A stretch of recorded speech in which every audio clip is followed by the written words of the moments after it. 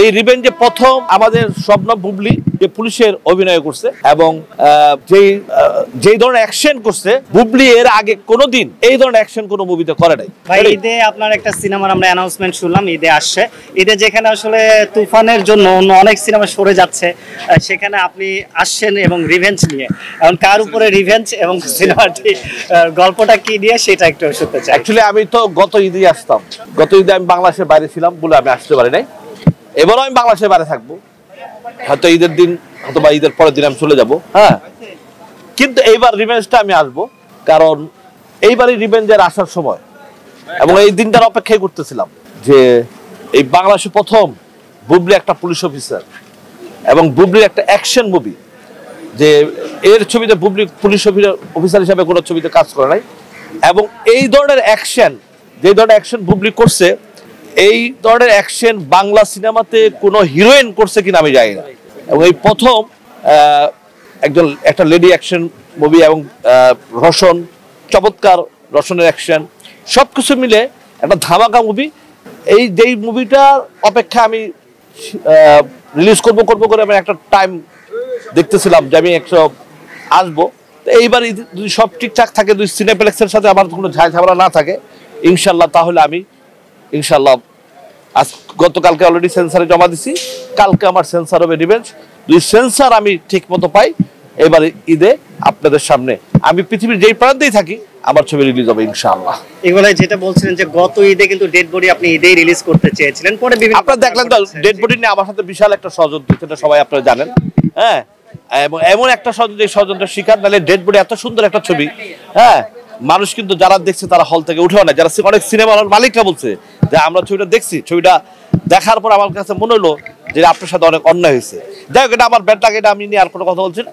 রিভেঞ্জটা ইনশাল্লাহ আল্লাহর রহমতে আমি খুব আশাবাদী এবং ইনশাল্লাহ রিভেঞ্জ ছবিটা দর্শকের মন ছুবে এবং ফ্যামিলি নিয়ে যারা ছবিটা দেখবে তারাও বলবে যে না, আমরা একটা ভালো ছবি দেখলাম। কিন্তু রিভেঞ্জের ক্ষেত্রে এই জটিলতা হতে পারে কিনা, কি আছে ভাই, যে কারণে না ওটা একটু শুনে একটা রিভেঞ্জে এই রিভেঞ্জে প্রথম আমাদের শবনম বুবলি যে পুলিশের অভিনয় করছে এবং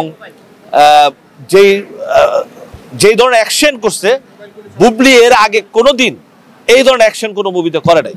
যেই কারণে রিভেঞ্জটা এই অ্যাকশন, বুবলির অ্যাকশন, রওশনের অ্যাকশন, হ্যাঁ, তারপরে আপনারা সবাই জানেন যে আমাদের মিশা সদাগর, যে উনি সবসময় একটা ভয়েস দিয়ে সবসময় একটা অভিনয় করে। এইবার কিন্তু সে ঠান্ডা মাথায় অভিনয় করছে এবং প্রত্যেকটা মানুষকে সে আপনি করে বলছে। যাই হোক, এটা কিছু কিছু ব্যাপার আছে রিভেঞ্জের, যেটা আমাদের দীপা খন্দকার আপা উনি করছে, আমাদের নাটকের সোহেল আছে সে করছে, সব কিছু মিলে এটা একটা মানে ধামাকা আমার কাছে মনে হচ্ছে। যেমন কতগুলো হল আমি বলবো না, রিভেঞ্জের গতিতে চলবে। এখন সেটা হলো সিনেপ্লেক্স যদি আল্লাহর মতো কোনো ঝামেলা আমার সাথে না করে, 2 নম্বরে যদি না করে আমার সাথে, তাহলে আমার রিলিজ দিতে আমার কোনো আপত্তি নাই ইনশাআল্লাহ।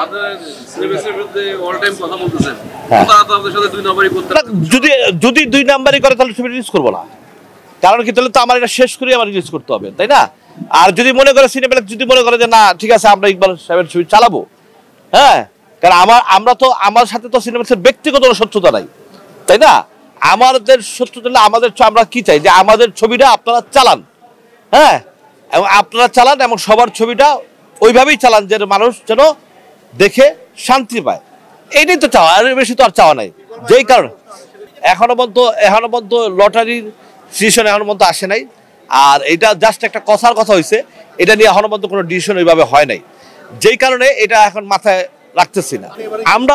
আমরা যে 10, 12টা 15টা ছবি যদি আসতো, হয়তো লটারির মাধ্যমে ইয়ে করতাম। যেহেতু দেখতেছি ছবির সংখ্যা কম, এটা আমার মনে হয় লটারি আসবে না।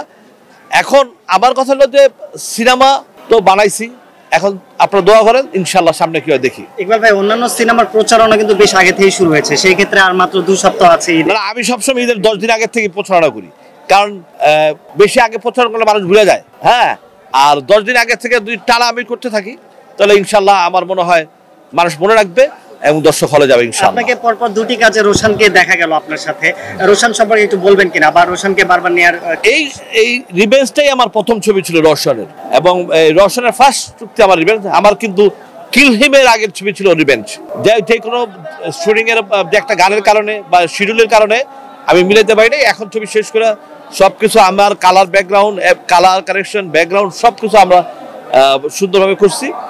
এখন বাকিটা দেখি ইনশাআল্লাহ, সেন্সার দেখার পরে ইনশাআল্লাহ। Thank you.